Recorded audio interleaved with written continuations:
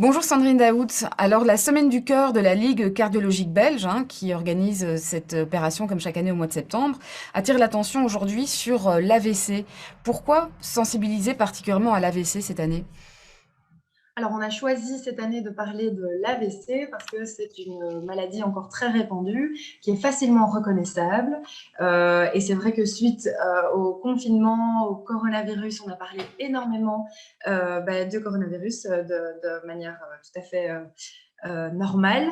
Mais c'est important de se rappeler qu'il y a d'autres maladies et d'autres maladies sur lesquelles on peut agir. Alors, que vous nous expliquiez effectivement quels sont les signes et comment agir pour précisément réduire les risques de séquelles de l'AVC, d'abord quelques chiffres, parce que vous le disiez, ça touche pas mal de monde et effectivement, les chiffres sont assez impressionnants. Absolument. Donc, l'AVC en Belgique fait environ 60 victimes par jour. L'AVC est aussi la première cause d'invalidité chez l'adulte, la deuxième cause de mortalité du pays. Et puis, il y a un chiffre qui n'est pas très agréable à entendre, mais qui est qu'une personne sur quatre de plus de 25 ans aujourd'hui fera un AVC au cours de sa vie, selon les statistiques et les estimations. Ouais, et quelles sont les tranches d'âge qui sont les plus concernées ou les plus à risque, si on peut dire? Est-ce que ce sont essentiellement les personnes âgées? Alors, il y a un focus sur les personnes âgées, puisqu'on en parlera.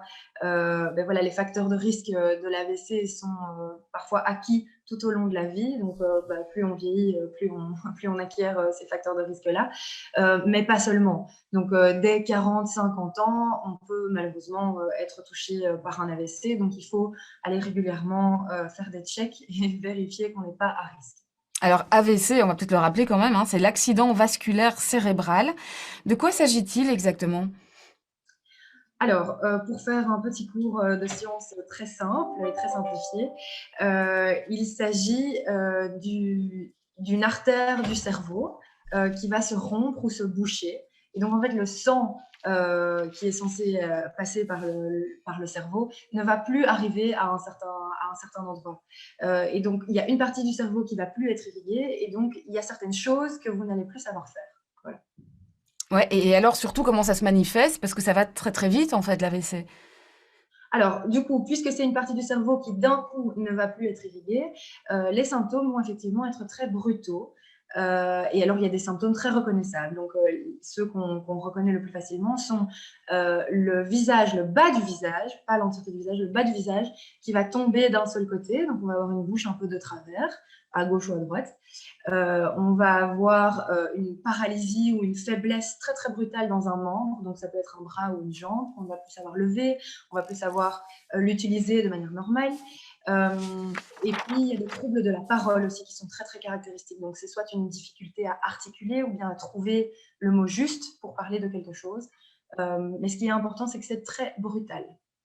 Et alors ce que vous dites, et vous attirez beaucoup l'attention là-dessus, c'est le fait qu'il est très très important pour une personne qui est témoin ou qui assiste à l'accident que vit la personne qui est en face d'elle, d'être très attentif à ces signaux, de pouvoir les détecter et alors de pouvoir agir vite, c'est-à-dire comment est-ce qu'il faut réagir quand on assiste à quelqu'un qui fait un accident vasculaire cérébral.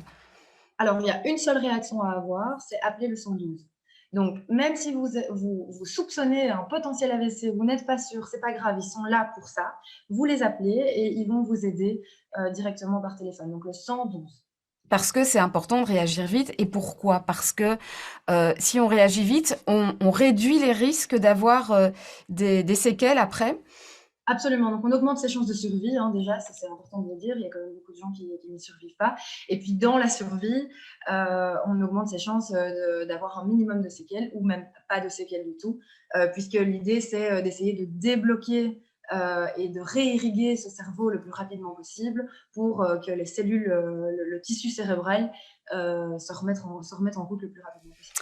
Est-ce qu'il y a des personnes plus à risque de faire un AVC? Alors, il y a des personnes plus à risque, oui. Parfois, les personnes ne sont pas elles-mêmes au courant. Donc, les maladies cardiovasculaires ont toutes les mêmes, enfin, il y a des facteurs de risque cardiovasculaire de manière générale qui vont faire que les artères ne sont pas en très bonne santé. Et donc, c'est quand on vous dit de manger sainement, de faire du sport, de ne pas fumer, tout ça, en fait, enfin, fait en sorte que vous avez de bonnes artères. Donc, si vous avez de l'hypertension, si vous avez aussi de la fibrillation auriculaire, qui est déjà une maladie cardiovasculaire en soi, vous avez des risques accrus de faire un AVC. Et puis, sinon, il y a beaucoup de personnes qui sont en risque accru et qui ne le savent pas. Et donc, le conseil que vous donnez, c'est quoi? C'est de passer quand même de temps en temps chez son cardiologue pour vérifier? Absolument, absolument. Un petit check pour vérifier que tout va bien, c'est vraiment la meilleure chose que vous puissiez faire. Alors, on a parlé des personnes qui pouvaient être témoins d'un AVC en train de se faire chez un interlocuteur ou une interlocutrice. Est-ce que les victimes elles-mêmes peuvent être attentives à certains signaux et peuvent avoir le temps aussi de réagir? Absolument, absolument. Donc, c'est le titre de la campagne, hein, votre corps vous parle, apprenez à l'écouter. L'idée ici, c'est qu'on peut sauver quelqu'un d'autre, évidemment, et c'est fabuleux, on peut se sauver soi-même. Donc, il suffit de se regarder dans un miroir. Si on voit que la bouche est un petit peu de travers, là, déjà, il faut se rendre compte qu'il y a potentiellement un problème. Vous pouvez vous-même essayer de sourire, hein, face à votre miroir, et vous allez voir que bah, si votre sourire n'est pas normal, c'est quand même quelque chose. Vous pouvez essayer de marcher, de lever chacun de vos membres, sans vous blesser, bien sûr. Mais donc, essayez de voir si les 4 membres vont bien. Et puis, essayez de parler tout haut. Voyez si vous avez des troubles même de la compréhension de ce qui est en train de se passer. Il faut être alerté. Il y a un autre signal d'alarme sur lequel vous insistez également, c'est l'accident ischémique transitoire, l'AIT. De quoi s'agit-il? Oui, absolument. Alors, l'AIT, c'est un accident vasculaire cérébral de très courte durée, transitoire, qui va se résoudre de lui-même. Et donc, vous allez avoir des symptômes pendant quelques minutes, et puis vous allez de nouveau vous sentir tout à fait bien. Il y a beaucoup de personnes qui ignorent ce signal. Or, c'est un signal d'alarme de très haute importance, parce qu'il est potentiellement précurseur d'un accident vasculaire cérébral. Eh ben, je vous remercie, Sandrine Daoud. Je rappelle que vous êtes directrice générale de la Ligue cardiologique belge et que cette campagne de la Semaine du cœur, hein, écoutez votre corps sur l'accident vasculaire cérébral, s'adresse évidemment à tout le monde et que les infos, eh bien, on peut les trouver sur votre site à la page Semaine du cœur. Merci beaucoup et bonne journée.